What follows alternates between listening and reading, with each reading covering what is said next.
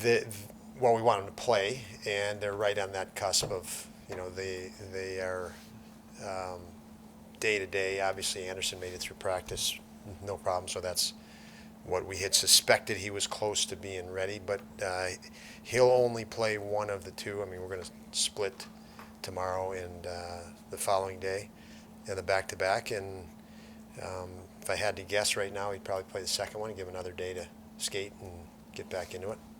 And then Kyle, he's nursing something that was better off him not skating, in the hope of he is ready to play. Probably not tomorrow, but I'd love to have him in the final game back here the night after. I know you said last week you've been working a lot with Krebs. It's been a huge year for him where just games and reps mean so much. What do you think is the next level for him? For Peyton, Krebs he's so talented. The next level, I just think he's getting acclimated. We spoke a lot in the last couple of weeks about Owen Power, and Owen just getting acclimated to the next level of play, being the NHL, size, speed, strength of guys. And Peyton is going through that process even more, and it's actually more challenging for Peyton because he's an offensive guy. We need him to produce offensively. So, you in order to do that, you're trying to make seam passes that sometimes don't work because guys are smarter at this level or quicker or just more skilled. They knock a puck out of the air better. And so for Peyton, he's acclimating to that and almost pressing for offense. You see him pressing for offense. And Dylan Cousins, we've seen go through the same process. Middlestead and Thompson went through that very same process, and they're a little bit further along. So for Peyton, it's much the same with those other three players. We know he has, offensive gifts that we need to provide an environment for him to, to gain experience. And the term I use all the time is almost recalibrate to the size, speed, and strength. And I think a guy in Peyton's age bracket, the summertime is huge for them too. Just to step back, they have the hindsight of the year, and they can train their mind and obviously in the weight room and everything else specifically to the challenges they had in the season, that just finished in this case. And so he will come back even better than he finishes the year. I'm confident of that. How do you feel about it? Are you sad practices are over, no more practices? No, not sad at all. I don't really get sad, and to be honest with you, with stuff like that, because I'm excited about the game tomorrow. I'm excited about the game the next day, and I'm excited about our future. So it's always. I guess if you're not excited about your future, I would be sad about the last practice or today being the end of the day. But these guys have inspired and motivated me that there's so much more for them to get after and go after, that the next day in the future is so exciting for me. So no, I like the way our guys practiced, but let's move on. Let's keep moving. Coach, doesn't this seem kind of unique for a team to be out of the playoffs, given how so much success that you and the staff have had over the past couple of months? Yeah, the season's ending, but there is that level of excitement. For you as a coach, being around the sport so much for several years, is that a unique situation? I guess it's probably unique, but it shouldn't be. You should always be building and always, the problem, I guess, especially in pro sports, you get beat up. You beat yourself up. You comply to that, and we've done a nice job. And Kevin Adams and from the top down, we've done a nice job. And we're not going to beat ourselves up. We're going to react. We're not going to overreact. We're not going to, we're not going to succumb to pressure. We're going to feel the pressure, absorb it. We knowing it's going to make us better. It's going to push us. We want the same things everybody else wants. We want to win, but we can't get taken aside by not winning as much as we want to take any energy and passion away from what we do. And from day one, I said when I took over this position that I don't make promises, but because you can't in our position, you have to be able to read and react every day. But the one thing I did say as an objective is we're going to play with passion. and we're going to be entertaining to play because we play with passion. And you're seeing that at the end of the year where guys are still have the passion to play the game. They don't want the season to end. So, if we did it right and we do it right continually, that's what you're going to have. So I think that's a good barometer for us as an organization, more than just coaching. Like I said, from Kevin's side, to set up a culture where guys feel that there's still more they want to accomplish. And that's why today matters and tomorrow matters. They just feel Tage Thompson has 37 goals. He's not sitting there, reading press clippings. He wants more. He's excited because he knows and fully believes he can get more.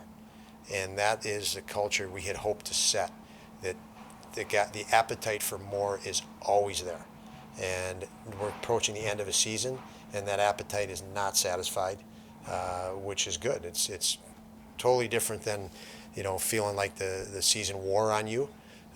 We wanted to remove that dynamic and not have that stress, and I'm proud of our guys that they don't. They're just hungry for more. You guys have played so many games in the last 2 months against top teams and had a lot of success. This is basically tomorrow your last chance to do it. The Bruins have already said their whole lineup is playing. They still have something to play for here. Just, how much can you take out of one last shot in a big set? Yeah, I mean, it's awesome. I'm glad to hear that they are playing their full lineup, and it is a meaningful game for them, because the very least, it's going to push us. It's going to push us to be better. It's going to presents a challenge for us that our guys want to be challenged because they know it's going to make them better. And we haven't been in Boston in a while. We haven't had a lot of success there. I think the last time we were in there was just after New Year's, and I think I was on COVID or just coming off the COVID, and it was a weird game, and it might have went to overtime or something. But we had no control, and then we gained a little bit of control, and then we lost complete control again, and so it'll be interesting to see where we're at now. But it is a tough building to play in, and I like that as a challenge. Now, we've spoken so much about your young players have gotten better this year, and they always are working to get better. Have we not hit enough on Kyle Okposo's gotten better, Zemgus Girgenson's gotten better, Jeff Skinner's gotten better, some of your veterans have also gotten better to add to your success. Does that need to be talked about more, do you think? I think, I'm certainly happy that those guys are, along with playing entertaining hockey. I did say, hey, we want to win as bad as anybody, but we want to win consistently. One win doesn't really do it for me. I want to win and win more. And the way to do that is to just keep getting better. And that has been our 100% focus for every guy. We need every guy to just find a way that we can help them get better. And that cumulative, effect is powerful. And, so I am happy. It certainly is a barometer for me that, we're creating an environment that these guys can focus on their own improvement as well as, the tasks of being a good teammate and playing a team game. So yeah, when a player has individual success, I am really proud of that and happy to be a part of that as a coach, and I know we as a coaching staff are, because that's what we want. We want these guys to enjoy coming to the rink every day and enjoy, the sport that they loved as a kid, as much of a way as they could when they were a kid. And, for Kyle Okposo last year, it was Sammy Reinhart finishing really strong in Montour right before we got traded, really strong. And it's always nice to see that. So yes. With Kyle, we saw 2 years ago he had a terrific comeback season, and last year, like you said, toward the end, after he got through all that, he got going. What's allowed him, in your opinion, to get back to being that, that 20 goal scorer, type guy? Yeah, unrelenting determination is what comes to mind. He just, even when he was challenged and not playing well, and it was challenging time for him, he just had persevering qualities, just no quit. When guys are faced with adversity, decisions they make as a coach, you see that, and you're hypersensitive to that.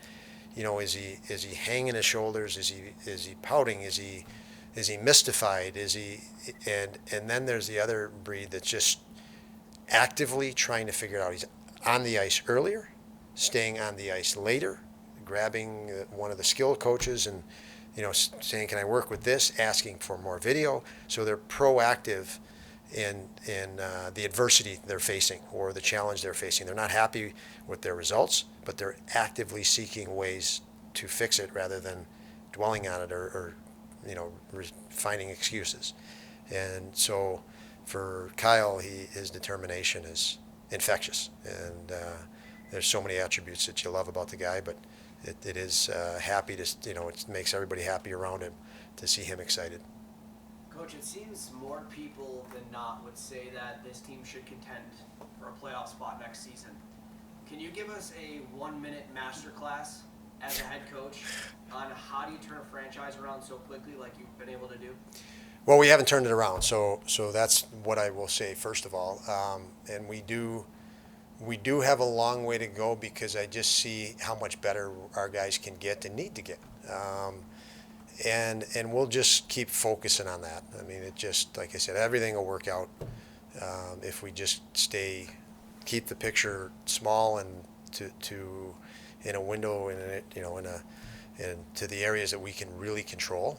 And then we've done that. I think we've done a pretty good job with that, and we have to just continue that way. So I don't know if that answers your question, but so I don't have an answer to your question if that didn't fit. Yeah, no.